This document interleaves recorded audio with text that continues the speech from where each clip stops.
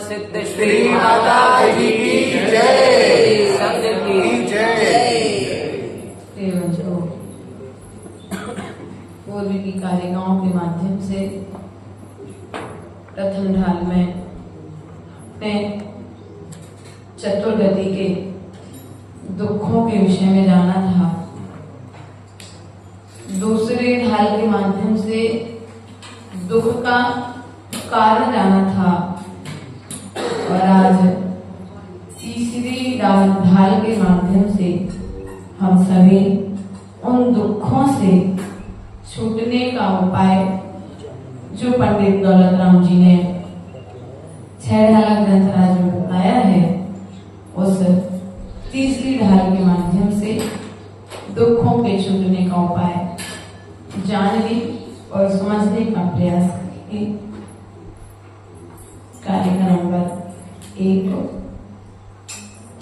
आत्मिक हित है सुख सौ सुख, आकुलता बिन कही, आकुलता शिव माही न ताते, शिव माही लाग्यो चाहिए, सम्यक दर्शन ज्ञानी चरण शिव मकसद विध विचारो, जो सत्यारथ रूप सुनिश्चय, कारण सो व्यवहारो।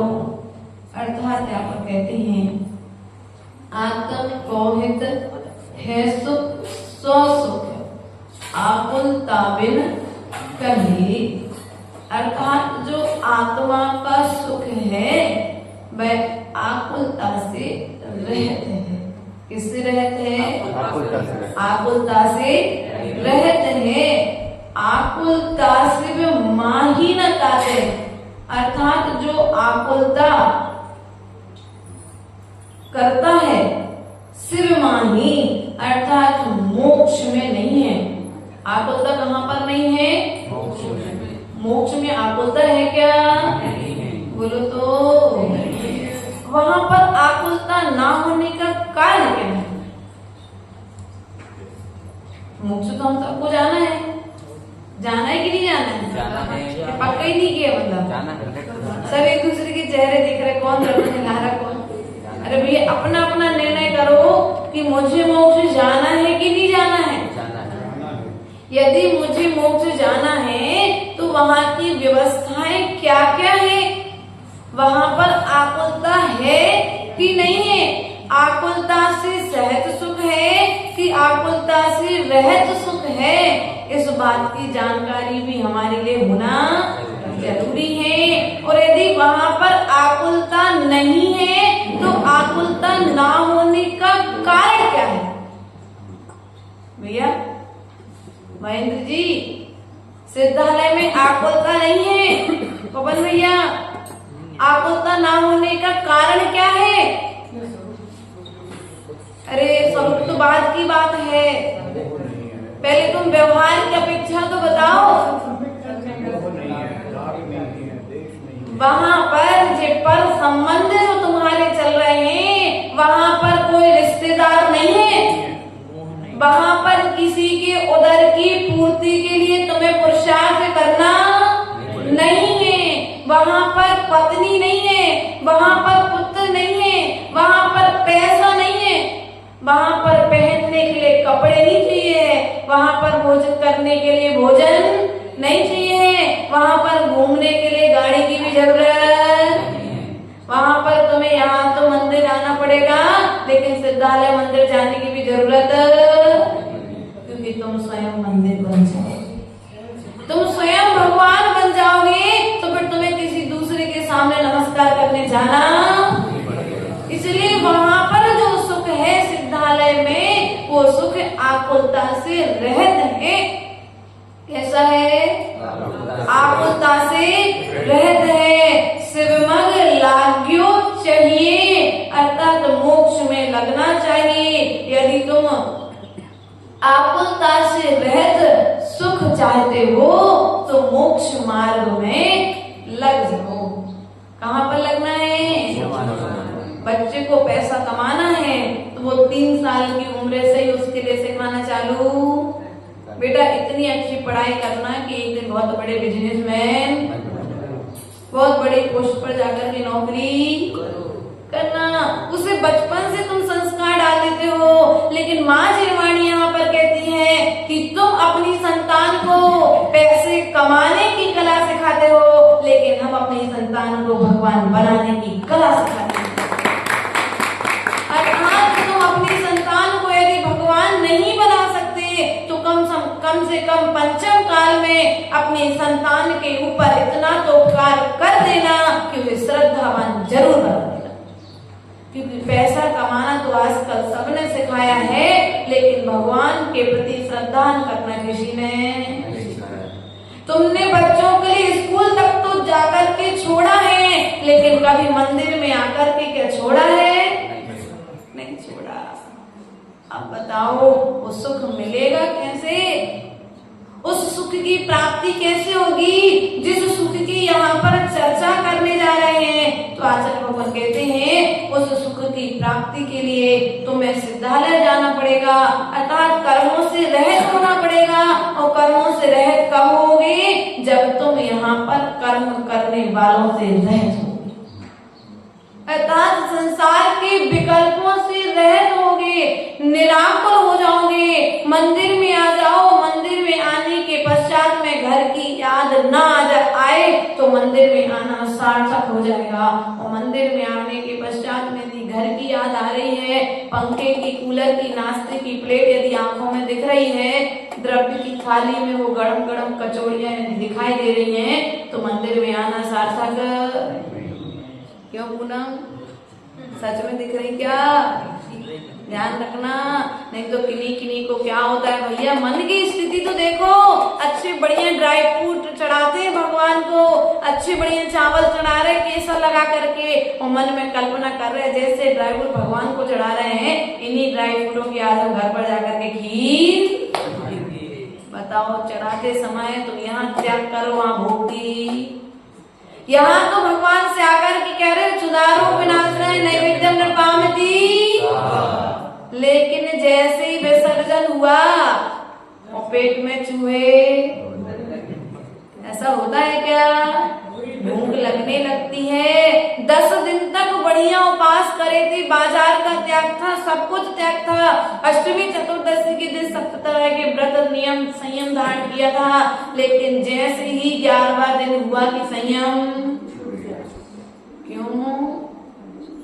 तो मैं सुख के साथ ज्यादा दिन अच्छा, क्योंकि व्यक्ति क्या स्थिति है, किसी भी चीज को व्यक्ति ज्यादा समय तक नहीं कर सकते, एक कार्य को बार बार नहीं कर सकता। ये व्यक्ति की स्थिति बन चुकी है। यदि उस वस्तु के प्रति, उस कार्य के प्रति यदि व्यक्ति को श्रद्धान हो जाए, विश्वास हो जाए कि मैं जो कार्य कर रहा हूँ यही कार्य मेरे लिए कर्म निर्जरा का कारण बनेगा, तो बार बार वो मंदिर जाने से थकेगा नहीं, पूजन करने से थकेगा नहीं, स्वाध्याय सुनने से थकेगा नहीं। हमसे किसी ने प्रश्न किया, माता जी आपने इतने सारे ग्रंथ पढ़ लिए लेकिन पढ़ते पढ़ते थकते नहीं हो? दूसरे पवन जी जैसे कोई विद्वान है, बोले माता जी जितने ग्रंथ पढ़ो सब में समय, दर्शन, ज्ञान और चारित्र के अलावा कछु बात कही नहीं है, तो एक ही ग्रंथ को पढ़ के कल्याण कर लो, इतने सारे ग्रंथ पढ़ने की जरूरत क्या है? तो हमने कहा भैया देखो, जैसे रोटी खाते खाते तुम लोग थक जाते हो तो कभी हफ्ते में एक दिन पूड़ी बनाते हो, और यहाँ की प्रसिद्ध क्या है तुम्हारी, वो दाल बाटी। हफ्ते में एक दिन तो दाल बाटी तुम्हारे घर पर बननी होती है, क्योंकि 6 दिन तुम जब थक जाते हो तो तुम्हें कुछ नया चाहिए पड़ता है। या सुबह कोई चीज खा रहे हो तो शाम को कुछ नया चाहिए पड़ता है। इसलिए यहाँ पर आचार्य भगवान कहते हैं तुम्हें थाली में व्यंजन नए नए चाहिए हैं, हमें नए नए आचार्य के नए नए विचार चाहिए हैं। इसलिए उनके विचारों को पाने के लिए हम ग्रंथ, उसी बात को नए नए ग्रंथों में पढ़ने का पुरुषार्थ, सीखने का पुरुषार्थ करते हैं। अर्थात आकुलता शिव माही न ताते, शिवमग लाग्यो चाहिए। यदि तुम चाहते हो कि मोक्ष मार्ग तुम्हें मिले, मोक्ष तुम्हें मिले, तो मोक्ष को पाने के लिए तुम्हें पुरुषार्थ आज से प्रारंभ बोलो तो करना होगा। भगवान के सामने जल चढ़ाया है, अब जल चढ़ाते समय किसी ने कह दिया कि एक वचन सुनाया था छिंदवाड़ा में, किसी ने बोला था ये मैं जल कैसे चढ़ाऊं, ये तो मछली का जूठा है, ये फूल कैसे चढ़ाऊं, ये तो भौरे ने खाया है, ये आदि आदि प्रकार से एक छोटा सा भजन लगाया है। भैया जिस द्रव्य को तुम पहले अशुद्ध मान करके बैठे हो, फिर वो द्रव्य भगवान के चरणों में चढ़ाओगे कैसे? भजनों के माध्यम से व्यक्ति क्या क्या नहीं कह देता है। अरे भैया हम ये भावना करो कि यह तो निर्मल पवित्र जल, उस जल को चढ़ाने के पीछे ये नहीं था कि मछली का जूठा जल लेकर के आए हैं। उस जल के साथ तो हमारी निर्मल भावनाएं थी कि भगवान जिस प्रकार से जल शीतल है या जल निर्मल है, उस प्रकार से मेरी आत्मा भी निर्मल पवित्र और पावन। लेकिन व्यक्ति क्या करता है, भगवान के सामने, गुरुओं के सामने बढ़िया छोटी सी एक लाइन की जो पूजा है माता जी पढ़ रहे हम, बस बड़ी पूजा हमने सुनी, एक ही 2 बार सुनी, आज स्मरण में आई। अब बताओ जिस चीज को तुम चढ़ा रहे हो, जब तुम्हें ही उसकी शुद्धता पर विश्वास नहीं है और चढ़ाओगे तो फल की प्राप्ति मिलेगी क्या है? एक काम करो, चढ़ाना बंद, बोलो तो क्या करो, चीज को हटा दो, चढ़ाना बंद नहीं, चढ़ाना बंद नहीं करना है। उस वस्तु के प्रति हमें अपने विचारों को परिवर्तित करना है। क्या करना है? उस वस्तु के दोषों को नहीं देखना है, हमें उस वस्तु के गुणों को देखना प्रारंभ करना है। उस जल में भी गुण है, वह जल तुम्हें शिक्षा देता है कि देखो मैंने अग्नि का संपर्क किया तो मैं गर्म हो गया, और मैंने हवा का संपर्क किया तो मैं ठंडा हो गया। उसी प्रकार से जीव का स्वभाव है, यह जीव जब कर्मों की संगति करता है तो कसाय उत्पन्न होती है, और जब क्षमा रूपी गुणों की संगति करता है तो अपने स्वभाव में स्थिर होकर के शीतल हो जाता है। उन गुणों को देखने की आवश्यकता है, लेकिन गुणों को नहीं देख पाते हैं। उस द्रव्य में भी अशुभ भाव, बोलो तो ध्यान रखना है।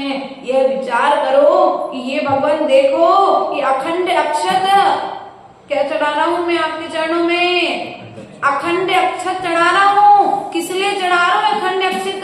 क्योंकि अभी वर्तमान पंचम काल में इससे श्रेष्ठ वस्तु मेरे पास में नहीं है। अखंड अक्षत चढ़ा करके मैं अखंड पद की भावना करता हूँ, उस अक्षय पद की भावना करता हूँ जो फिर कभी क्षय होने वाला। यही भावना करते कि नहीं करते?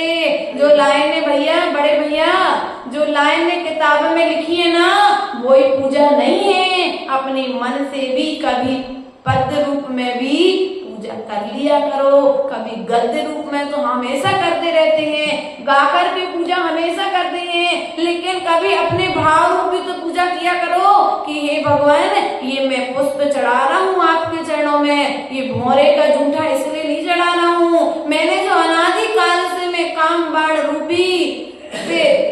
से रोग से जो पीड़ित हूँ, उस रोग के निवारण के लिए मैं पुष्प, जैसे पुष्प सुगंधी लोगों को उत्साह देती है, उमंग भर देती है, उसके मन को प्रसन्न कर देती है, उसी प्रकार से हे भगवान, मैं आपके गुण रूपी सुगंधि को प्राप्त करने के लिए यह पुष्प समर्पित, अखंड पद की प्राप्ति के लिए मैं अक्षय समर्पित, मैंने अनादि काल से बहुत सारे व्यंजनों को भोगा है, बहुत सारी वस्तुओं को भोगा है, लेकिन अब भगवान मैं अब इस सदा की शांति के लिए आपके चरणों में नैवेद्य, बोलो तो नैवेद्य कैसी होना चाहिए? चिटकाई होना चाहिए कि मिठाई भी चढ़ेगी?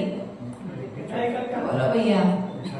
शैलेश जी, कोई दोष है क्या? भगवान के चरणों में लड्डू चढ़ाने में कोई दोष नहीं है, मिठाई की बर्फी चढ़ाने में कोई दोष नहीं है भैया, ध्यान रखना पवन जी, समझना, सुनो, तत्व की बात सुनो। यदि विवेक पूर्वक तुम भगवान के चरणों में मिठाई चढ़ाते हो तो दोष नहीं है। यदि तुम अविवेक के साथ चढ़ाते हो कि तुम बाजार की बनी मिठाई लेकर के आ गए, तुम शुद्ध खांडी की शक्कर अपने घर पर लेकर के आओ, वो लड्डू बनाओ, भगवान के चरणों में चढ़ाओ, अब माली को आने में देर है तो तुम स्वयं उसको बाहर उठा करके, लेकिन तुमने क्या किया? मीठा तो चढ़ाया, लेकिन भगवान के चरणों में छूट गया, और चढ़ा करके तुम क्या हुए? भगवान चले गए अपने घर पर माली का इंतजार करने के लिए, सुबह चीटियां सब जाकर के भगवान के ऊपर। इसलिए कुछ व्यवस्थाएं तुम लोगों को समय ना होने के कारण पंडितों ने, आचार्यों ने, वर्तमान आचार्यों ने बंद की हैं, वरना आज भी महाराष्ट्र और कर्नाटक में मिठाइयां चढ़ती हैं भगवान, और इतनी सी चटक नहीं चढ़ती जितनी सी तुम लोग चढ़ाते हो। अच्छी कोई इतनी लंबी चटक चढ़ाए, कोई अच्छी थाल भर भर के मिठाइयां चढ़ाते भगवान को। क्षुधा रोग विनाशनाय, भीतर की क्षुधा को शांत करना है भगवान को तुम्हारी थाली भर के। और तो और भैया, लोगों की दृष्टि तो देखो कहाँ रहती है। हम लोग अभी पूर्व में एक स्थान पर थे, बोले माता जी इतनी सारी द्रव्य से चढ़ा के सब फायदा का है? हमने कहा, बोले माता जी मिलने तुम्हारे ही को है क्या? मिलना दो, माली को है तो एक काम करो, नारियल की जगह पर बादाम। नहीं भैया, तुम तो उत्कृष्ट द्रव्य चढ़ाओ, उसके भाग का है तो उसे मिलेगा, लेकिन तुमने पहले कंजूसी कर ली। तुमने यदि कंजूसी कर ली तो फिर बताओ तुम्हें दोष लगेगा कि नहीं लगेगा?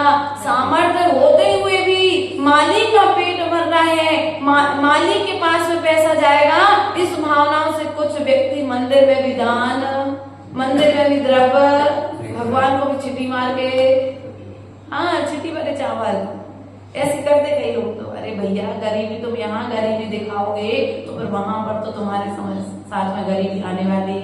जब भगवान के सामने जब द्रव्य लगाओ तो यह विचार करो, जब वो द्रव्य का डिब्बा उठाने जाओ, जब वो 4 तरह की चीजें तुम्हारे पास में रखी हो, तो जो काजू तुम खाते हो ना, तो तुम भगवान को चढ़ा सकते हो, कोई दोष नहीं है उसमें। जो किशमिश तुम खाते हो ना दोनों हाथों से, तुम भगवान को चढ़ाओ तो किशमिश के जैसे तुम्हारे भाव हो जाएंगे, काजू के जैसे तुम्हें फल प्राप्त होंगे, अच्छी तुम उत्कृष्ट द्रव्य भगवान को चढ़ाओ, आकुलता से रहित होकर। व्यक्ति दान करता है, लेकिन दान करते हुए आकुलता क्यों भैया? पूजा करते हुए भी आकुलता, ये दूसरे को मिलने वाली है। अरे भैया, उसका भाग वैसे उसे मिलेगी, तुम क्यों चिंता करते हो उसके भाग्य की? आकुलता से रहित होकर के धर्म करो। अष्ट कर्म दहनाय धूपम निर्विपामिति। क्या करते हो? अभी धूप चढ़ाई थी, चढ़ाओगे, पूजा करोगे, जब धूप चढ़ाई, कितनी चढ़ाई, कैसी चढ़ाई? वो लौंग है क्या? क्या लौंग धूप है क्या? 7 बिलियन। बताओ हम अपने आप को बुद्धू बना रहे हैं, भगवान को बुद्धू बना रहे हैं? धूप तो फूल है, धूप फूल है, फूल है पेड़ का। हम लोगों ने, हमको मालूम नहीं था तो हमको किसी ने बताया, महाराष्ट्र में ही थे तो उन्होंने पूरा हमको लौंग का फूल दिखाया। वो फूल रूप में फूलता है, पर बाद में आगे उसकी जो भी जैसी व्यवस्था रहती हो, वो फूल रूप में पूरा जो सुखाया जाता है उस फूल को ला करके फिर जाकर के अपन यहाँ पर लौंग रूप में उसे स्वीकार करते हैं। बादाम है, ध्यान रखो, धूप बनाने की व्यवस्था पूर्व में मंदिर में धूप शुद्ध बनाते थे, पुजारी गण बनाते थे, नहीं बनाते थे। श्रावक अपने घर पर धूप बना के लाता था मंदिर में। आज क्या है स्थिति? वो छोटी सी एक लौंग चढ़ा करके धूप की कल्पना। भैया समर्थ है और समय है तो उस अष्ट द्रव्य की थाली को श्रावक का पहला कर्तव्य है दान और पूजा। क्या कर्तव्य? दान और पूजा। अब दान तो तुम्हें जब मौका मिलेगा, जब मिलेगा, जब बोलिए लगेगी तब दे पाओगी, लेकिन पूजा तो तुम निर्विघ्न रूप से रोज, अब जब निर्विघ्न रूप से पूजा रोज कर सकते हो तो फिर आकुलता से रहित होकर के करो ना। उस पूजा में भी आकुलता, उस द्रव्य को चढ़ाते समय भी आकुलता क्यों करते हो? जैसे जब तुम घर में कोई नई चीज डिश बनाते हो, पहली बार रसगुल्ले बनाए थे प्राची, बनाए थे, कैसे बने थे? थोड़े से बिसर गए थे, है ना?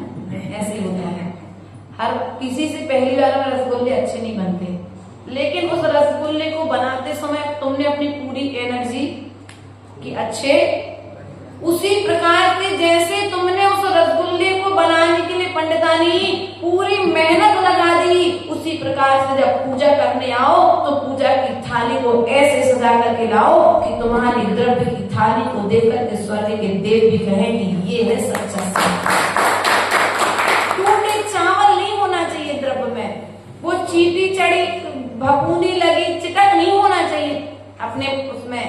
वो टूटी फूटी लौंगे, भैया वो जो तुम लौंग जो चढ़ा रहे ना, फूल, सूखा हुआ फूल, यदि तुम तोड़ करके चढ़ाते हो, ऐसे क्या करते लोग तोड़ करके चढ़ाते हो।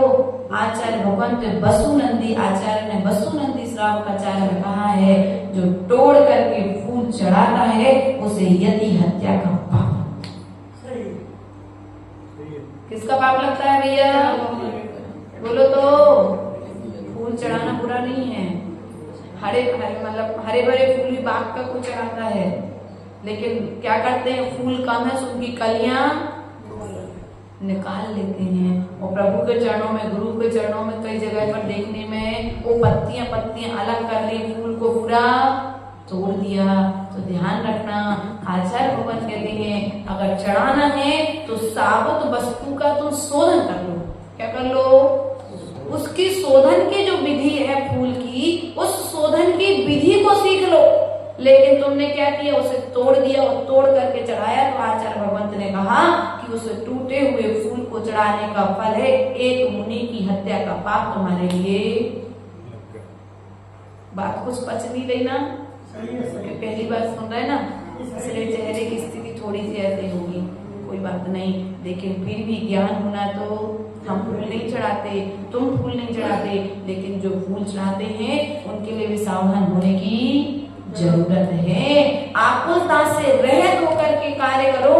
हम कहते 4 पूजा मत करो, लेकिन पूजन एक पूजा करो, भाव से करो। किससे करो?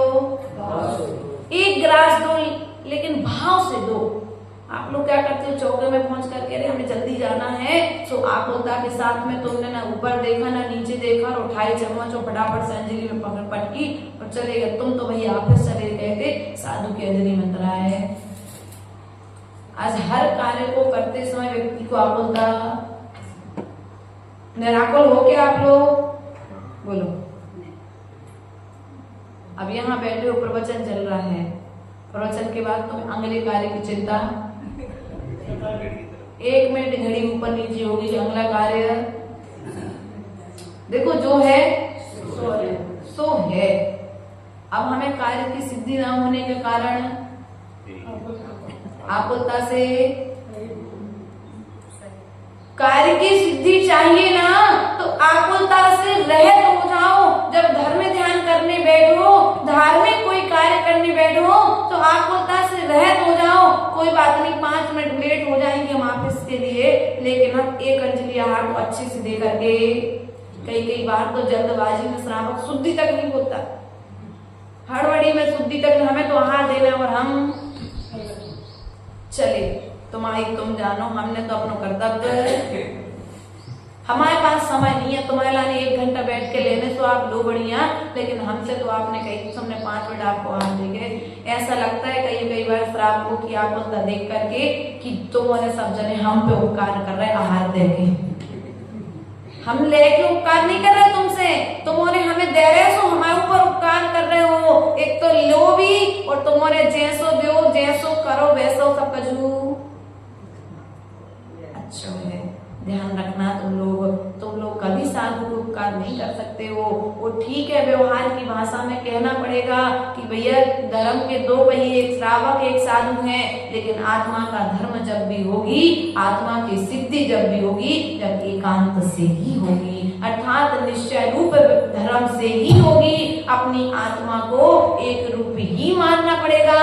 मैं एक हूँ पर द्रव्यों से भिन्न हूँ। जब मैं ऐसा मानूंगा तब कहीं जाकर के मुझे आत्मा की सिद्धि, आकुलता से रहित होने की सिद्धि, जब तक मैं पर द्रव्य में पड़ा हुआ हूँ तब तक मुझे आत्मा की सिद्धि होना संभव।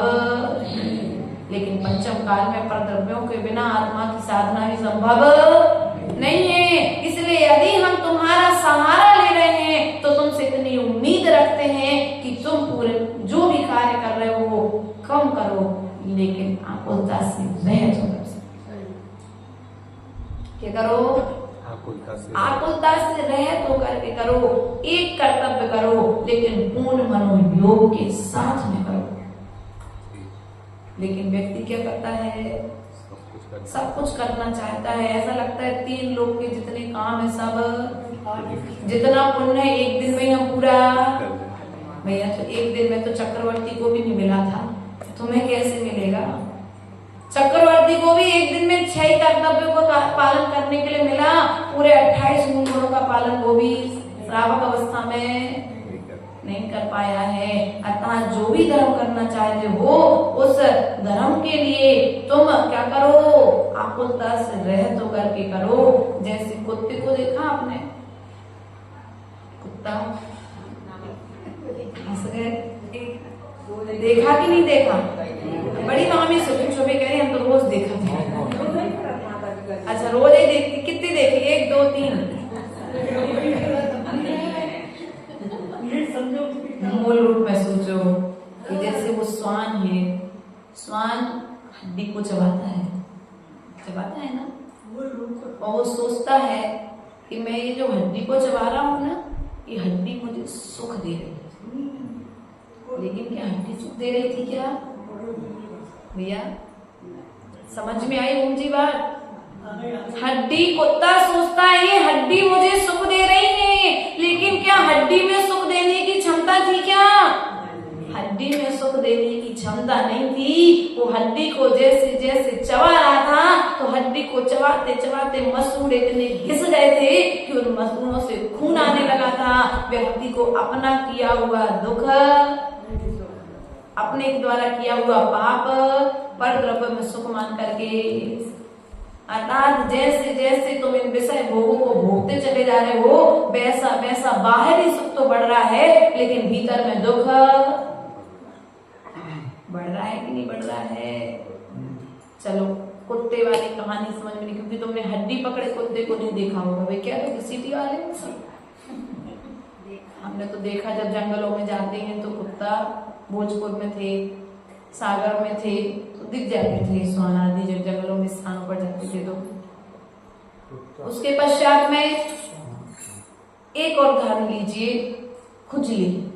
किसी को खुजली हो जाए, अब डॉक्टर साहब हंसते हो, यदि किसी को खुजली हो जाए और खुजली पर वह व्यक्ति खुजली करे तो खुजली ठीक हो जाएगी क्या? बात समझ में नहीं आई? शैलेंद्र भैया बात समझ में आई क्या? हाँ। खुजली पर यदि व्यक्ति खुजली करे तो क्या खुजली ठीक हो जाएगी क्या? डॉक्टर के पास जाएगा, सैलन भैया के पास जाएगा ट्यूब लेने के लिए, सैलन भैया कहेंगे देखो भैया तुम्हारी खुजली तो ठीक हो जाएगी, लेकिन तुम्हें अब इसको अपने हाथों से खुजाना, यदि तुम खुजाते रहोगे तो वो दाद खाद जो भी और ज्यादा बढ़ जाएगी। तुम्हें थोड़े समय के लिए सुख मिल रहा है उस खुजली को खुजाने में, अर्थात थोड़े समय के लिए तुम्हें लग रहा है कि मैंने ये जो धर्म कर्म कर लिया ना, आकुलता से सहत अच्छा कर लिया मैंने आज धर्म, लेकिन आकुलता से सहत होकर के जो तुमने धर्म किया है, तुमने वो धर्म नहीं किया, वो धर्म करते हुए भी तुमने पाप का बीज, तुमने पुण्य, इसलिए थोड़ा करो, कम करो, लेकिन आकुलता से रहित होकर एक माला करो। कौन ने कहा 11 माला करो? कौन ने कहा कि तुम पूरा एक ग्रंथ हरिवंश पुराण 700 पेज के एक दिन में पढ़ लो? एक दिन में एक ही बीज तो पढ़ना है। लेकिन क्या होता है, व्यक्ति की स्थिति जल्दी जल्दी पढ़ के आगे पाठ पीछे, इसलिए आचार्य गुरुदेव हमेशा कहते हैं कि जितना कार्य करने में तुम्हारा, जब तक तुम्हारा कार्य करने में मन लग रहा है उतने समय तक कार्य को मनोयोग पूर्वक करो। अब तुम्हें लग रहा है कि हमारा मन अब विचलित हो रहा है, थोड़े समय के उस कार्य को विश्राम। लेकिन व्यक्ति की स्थिति क्या है, आकुलता से सहत होकर के कार्य कर रहा है, इसलिए उसे कार्य की सिद्धि हो नहीं रही है। भोजन करने में सुख मिला था, बोलो तो। भोजन का, पवन जी तो कुछ भी कह रहे थे, तुम लोग बोला भोजन करने से सुख मिला था कि नहीं मिला था? गर्मी के दिनों में ठंडा पानी पीने पर सुख मिला था कि नहीं मिला था? कूलर पंखे एसी में बैठने पर सुख मिला था कि नहीं मिला था? तो फिर यदि भोजन करने पर सुख मिला था तो फिर अजीर्ण कैसे हो गया है? अब कल मिला कि नहीं मिला रसगुल्ला तो आ गई। कल की चिंता करके व्यक्ति आकुलता में जल्दी जल्दी भोजन कर रहा है। ध्यान रखना है ऑफिस वालों, सब अपना ध्यान रखना कि तुम्हारी जो स्थिति आज बिगड़ रही है ना काची, शरीर की स्थिति बिगड़ रही है, मन की स्थिति बिगड़ रही है, व्यक्ति भोजन करते हुए भी निराकुल होकर के भोजन नहीं करता। पहले के समय में व्यक्ति जब भोजन करने बैठता तो पहले 9 बार ओंकार मंत्र के मौन लेता था, और आज क्या है, दीपित भी कह रहे मैं करता हूँ। ऐसे कितने श्रावक हैं जो मौन लेकर के भोजन करते हैं। अरे माता जी आप और मौन की नई बात बता दी। वैसे तो दिन भर टाइम नहीं मिला बात करने को, और भोजन के समय तो मिला थे हम लोग, और आप लोग कह दिए मौन ले लो, तो हम लोग कब मिलेंगे, फिर कब बैठेंगे, कब बात करेंगे? भैया भोजन करते समय तुम जैसा विचार करोगे वह भोजन जाकर के भीतर में वैसा कार्य। इसलिए जब भोजन करने बैठो तो तीर्थन का प्रभु का नाम लेकर के उस नमोकार मंत्र का स्मरण करके मौन पूर्वक बैठ जाओ। जैसे भोजन में मौन, रोटी बनाई मौन वाली, अरे मामी को याद आ गया, बिल्कुल पूरी आंखों के सामने झूल रही। वो मौन वाली पूरी बनाई, खाई आप लोगों ने मौन वाली पूरी? पंडित जी आपने तो खाई हुई है, काय पंडितानी? वो मौन वाली जो पूरी बनाते हो वो पंडित जी कैसी लगती? पता नहीं, उन्हें पता ही नहीं है, मतलब पंडितानी को बनाना नहीं आता है। इन्होंने जब मौन वाली पूरी बनाई और सामान्य पूरी बनाई, दोनों पूरियां दोनों थालियों में अलग अलग रख दी। अब पंडित जी से कहा कि बताओ कौन सी पूरी अच्छी लग रही, तो पंडित जी को पता नहीं था कि मौन वाली कौन सी और बिना मौन वाली कौन सी है। उन्होंने कहा भैया जा बढ़िया खुशखुशी सी दिख रही, जय अच्छी लग रही। अब वो खुशखुशापन उसमें आया कहां से?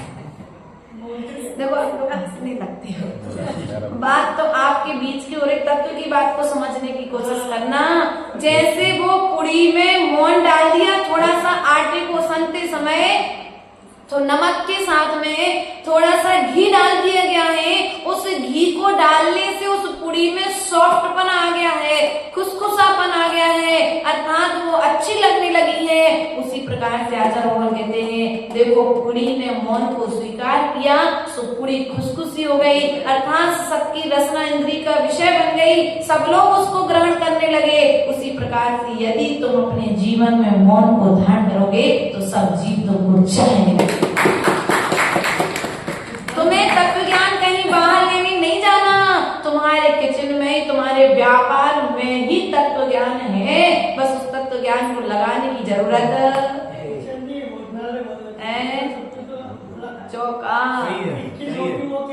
अरे भैया पवन जी आजकल बची कहाँ है, चौका बचा ही नहीं है। जहाँ पर साधुओं का आहार होता है, जहाँ पर चतुर्गतियों का निवारण होता है, उसे कहते थे चौका। और अब तो चौके से चतुर्गतियों की यात्रा प्रारंभ हो रही है, जिन दिन रात किच किच मची हुई है, इसलिए वो चौके से आज क्या हो गया, किच हो गया है ना। इसलिए ध्यान रखना, अब व्यक्ति के चौके कैसे हैं, किच किच समझ रहे बेटा, नहीं समझ मम्मी पापा की होती कि नहीं होती, देखी होगी तो बेटा है ना, समझ जाओ। ध्यान रखना पहले का चौका कैसा होता था, उस चौके में साधु आहार नहीं करता जिस चौके में सूर्य की किरणें नहीं पहुंचती, अर्थात जहाँ पर भोजन लाइट जला करके किया जाता है।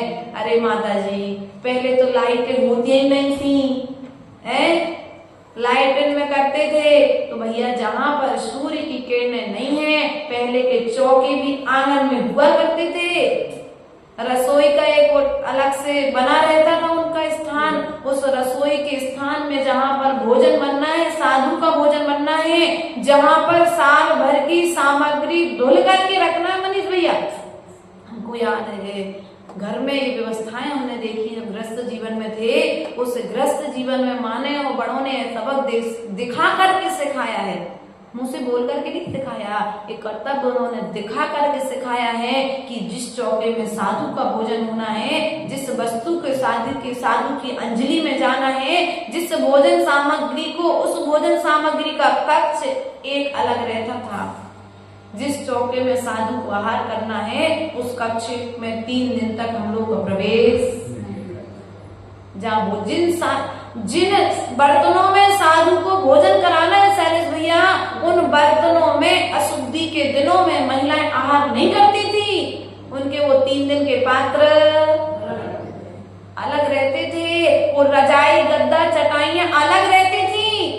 आज क्या है, व्यक्ति के पास समय, बोलो तो सब कुछ जो कर रहा है हड़बड़ी में कर रहा है, आकुलता में कर रहा है, सो फुर्सत धर्म को समझने की फुर्सत।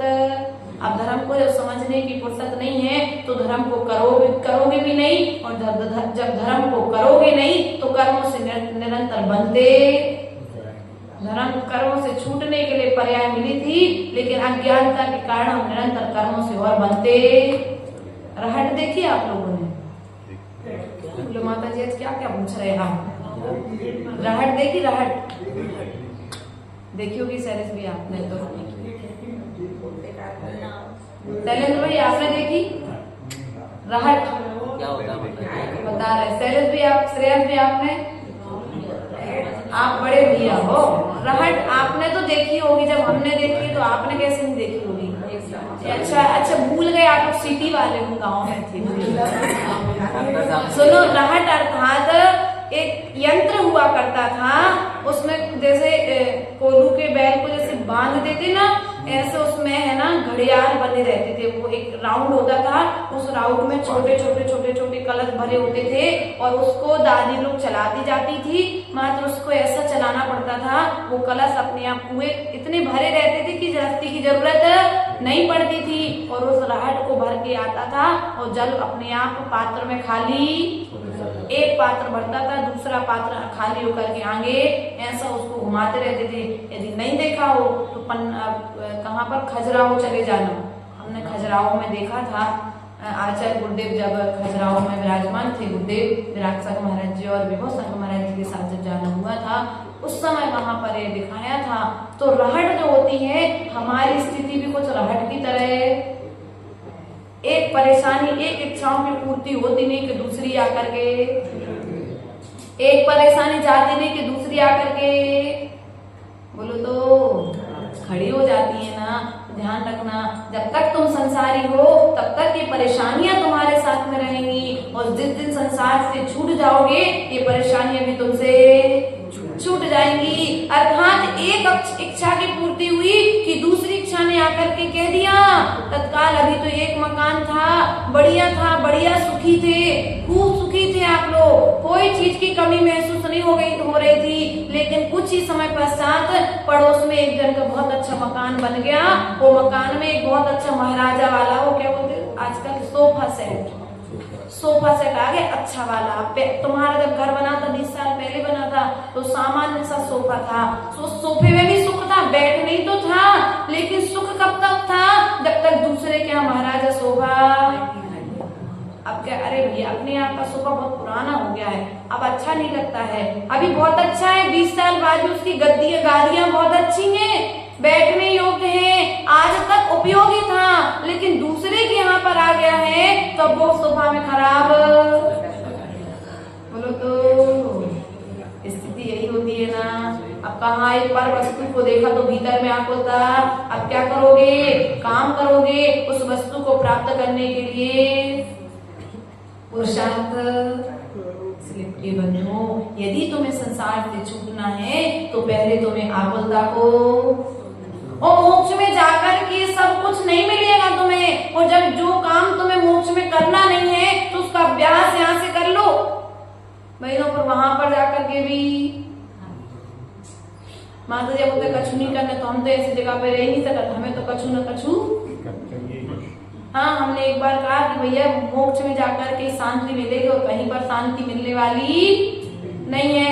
तो बोले माता जी ऐसी भी का काम की शांति जहाँ पे हम दूसरे के लिए कुछ कर नहीं सके। कुछ लोग ऐसे होते हैं जिनको काम करने में आनंद आता है, कुछ ना कुछ करने के लिए चाहिए। तो आचार्य भगवान कहते हैं यदि तुम्हें कुछ करना ही है तो ऐसा कार्य करो जिस कार्य को करने से कर्म की निर्जरा हो, जिस कार्य को करने से कर्म बंधे, ऐसा कोई कार्य मत करो, ऐसा कोई संस्कार मत बनाओ जिस संस्कार को तुम जीते जी छोड़ ना सको, तोड़ ना सको। देखो तो व्यक्ति व्यसनों में कितना लीन हो चुका है,